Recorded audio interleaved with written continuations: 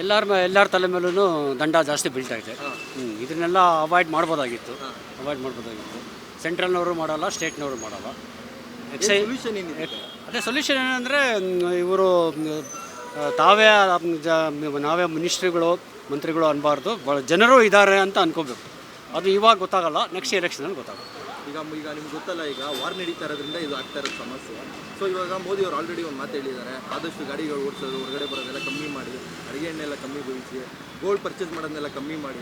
ಏನು ಹೇಳ್ತೀವಿ? Gold purchase ನಾವು ಮಾಡ್ತಾನೆ ಇಲ್ಲ. ಯಾರು ಮಾಡ್ತಾ ಇದ್ದಾರೆ ಅಂದರೆ ಬ್ಲ್ಯಾಕ್ ಮನಿ ಇರೋರು, ರಿಯಲ್ ಎಸ್ಟೇಟ್ನವರು. ಒಂದೊಂದು ಮನೆಯಲ್ಲಿ 3-4 ಜನ 2-3 ಲಕ್ಷ ಸಂಪಾದನೆ ಮಾಡೋರು ಇದ್ದಾರೆ. ಅವ್ರೇನು ಮಾಡ್ತಾರೆ? ಗೋಲ್ಡ್ ಪರ್ಚೇಸ್ ಮಾಡ್ತಾರೆ ಅಥವಾ ಫ್ಲ್ಯಾಟ್ಸು ಅಪಾರ್ಟ್ಮೆಂಟ್ಸು ಪರ್ಚೇಸ್ ಮಾಡ್ತಾರೆ. ಬಡವರು ಇವಾಗ ನೋಡಿ, ನಾನು ಎಕ್ಸಾಂಪಲ್ಲು, ನಾನು ಮಿಡ್ಲ್ ಕ್ಲಾಸ್ನವರು, ರಿಟೈರ್ಡ್. ಯಾರಾದರೂ ಬಡವರು ಮದುವೆ ಅಂದರೆ 1 ಗ್ರಾಮ್ 2 ಗ್ರಾಮ್ ತಾಳಿಗೆ ಕೊಡ್ತಾಯಿದ್ದೆ. ಇವಾಗ 1 ಗ್ರಾಮ್ಗೆ 15,000 ಕೊಡಬೇಕು. ಯಾರಾದರೂ ಬಂದರೆ 1,000-2,000 ಕೊಟ್ಬಿಟ್ಟು ಹೋಗಮ್ಮ ಅಂತಂದು. ಹಂಗಾಗಿದೆ ಪರಿಸ್ಥಿತಿ. ಇದ್ರ ಬಗ್ಗೆ ಗೌರ್ಮೆಂಟ್ಗೇನು ಇದೇ ಇಲ್ಲ ಅಷ್ಟೇ. ಆಮೇಲೆ ಇನ್ನೊಂದು, ಇವಾಗ ನಾನು ಹೇಳೋದು, ಸ್ವಂತ ಗಾಡಿಗಳನ್ನೆಲ್ಲ ಕಮ್ಮಿ ಮಾಡಿ ಪಬ್ಲಿಕ್ ಏನಿದೆ, ಮೆಟ್ರೋ ಆಗಿರ್ಬೋದು, ಬಸ್ ಆಗಿರ್ಬೋದು, ಅದ್ರಲ್ಲಿ ಓಡಾಡಿದ್ರೆ ಅಟ್ಲೀಸ್ಟ್ ಪೆಟ್ರೋಲ್ದು ನಾವು ಸೇವ್ ಮಾಡ್ಬೋದಲ್ಲ? ಮಾಡ್ಬೋದು. ನೀವು ಮಾಡ್ತೀರಾ? ನಾವು ನೆಸೆಸಿಟಿ ಇರೋವಾಗೆ ಗಾಡಿ ತೆಗಿಯೋದು. ಇವಾಗ ನನ್ನ ಏಜ್ಗೆ, ನಾನು 74.